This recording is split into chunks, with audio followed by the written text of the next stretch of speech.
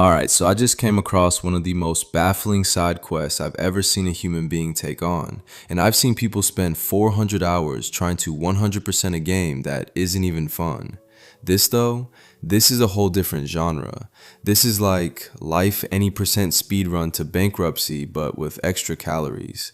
We're talking about Tismalla Hoodlegend, a guy who has somehow turned eating into what I can only describe as a full-blown business model, except the business is losing money and the product is fried chicken.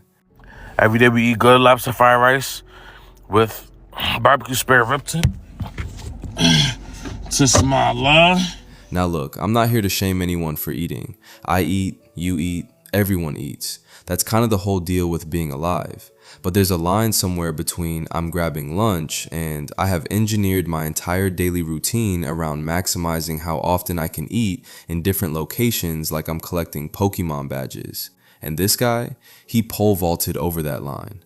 Eating just cause I got depressed is an everyday thing. Lock his ass up! So here's the situation.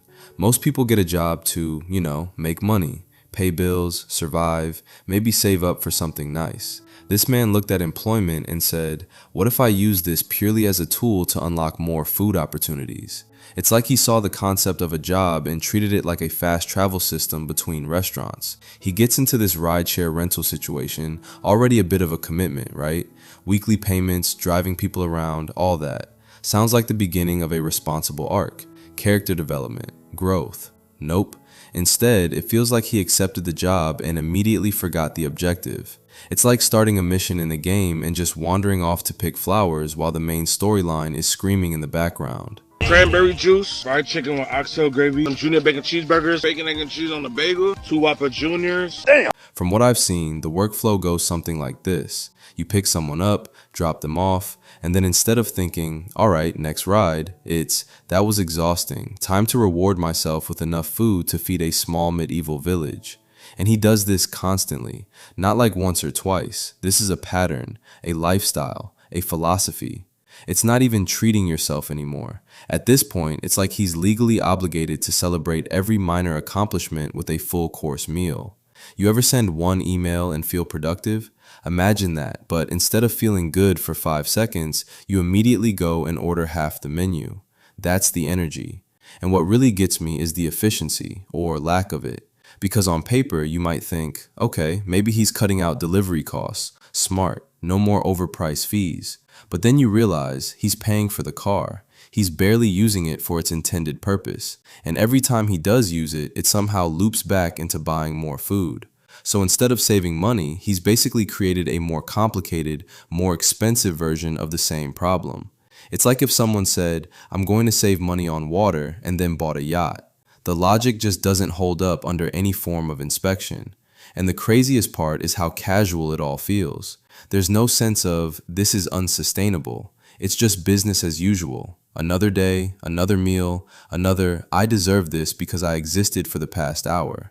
It's almost impressive in a weird way. Like, the commitment to the bit is unreal. If this is a performance, it's Oscar-worthy. If it's not, then we're watching one of the most dedicated food arcs of all time unfold in real time. Damn! Now here's where things go from, this is kinda dumb but funny, to, this feels like a side quest written by a sleep-deprived raccoon. Because it's not just the eating, it's how everything else around it starts falling apart like a Jenga tower made of wet cardboard. So imagine this, you finally step into the workforce, big moment. Character development arc begins, the music swells, you're thinking, alright, things are turning around, and then immediately, you start fumbling basic human interactions like it's your first day on Earth. There's this moment at a drive-thru that genuinely feels like an NPC dialogue glitch. You know when you skip through dialogue too fast in a game and the character just starts talking over themselves? That's the energy. Ordering food, something humanity has mastered over decades, suddenly becomes a chaotic speedrun category. Sentences are getting cut off, the worker's trying to clarify, and he just dips mid-conversation like the mission timer ran out. How can I help you today? 2 more junior bacon cheeseburger with toasted bun, please. I'm sorry, is that 2 junior bacon cheeseburgers? Biggie bag? With, no. Just the... Alright, I just misheard you. Just the sandwich. Yeah, and toasted bun, please. Anything else? That's it. It's like, yeah, can I get, actually, no, wait, just, yeah, drives off. Bro, the quest wasn't even complete. You didn't even confirm the order. You just rage quit the drive-thru. And I'm sitting there thinking, you went through all this effort, renting the car, driving there, planning the feast, and you couldn't stick the landing on the ordering part? That's like training your whole life for the Olympics and tripping on the way to the starting line. But it doesn't stop there, because somehow, in the middle of all this chaos, another content creator reaches out, a collaboration opportunity. This is the kind of thing people usually jump at, especially if you're trying to grow, build connections, maybe not burn every possible bridge. The offer is actually solid. It's not some exposure bucks nonsense. It's like, hey, I'll pull up, we'll make content, food's covered, you're getting paid. That's a rare side quest reward. That's like opening a chest and finding legendary loot instead of 12 gold and disappointment. And the response? Cold. Ice cold. Not just I'm busy, not even a polite decline. It's straight business mode activated, like he's negotiating a corporate merger. No interest in the human side of it, no interest in the connection, just what's the payment? Which, look, getting paid is important. I'm not saying work for free. But there's a difference between being professional and acting like you're the CEO of Eating Incorporated when your main KPI is number of meals per hour. And what really makes it awkward is that the other guy is actually trying to be, a person. Checking in, making sure everything's good, showing some basic human concern. And it just gets swatted away like a pop-up ad. It's such a weird contrast because on one side, you've got someone offering an opportunity, content, money, collaboration, and on the other side, it's just this wall of, nah, keep it transactional. And you're watching this thinking, man, this could have been an easy W, like low effort, high reward, positive interaction. Instead, it turns into this awkward exchange that feels like two completely different games being played at the same time. One person's playing co-op, the other is speed running isolation. And all of this is happening while the original issue, the non-stop eating, the questionable decisions, the financial black hole, is still going strong in the background like elevator music.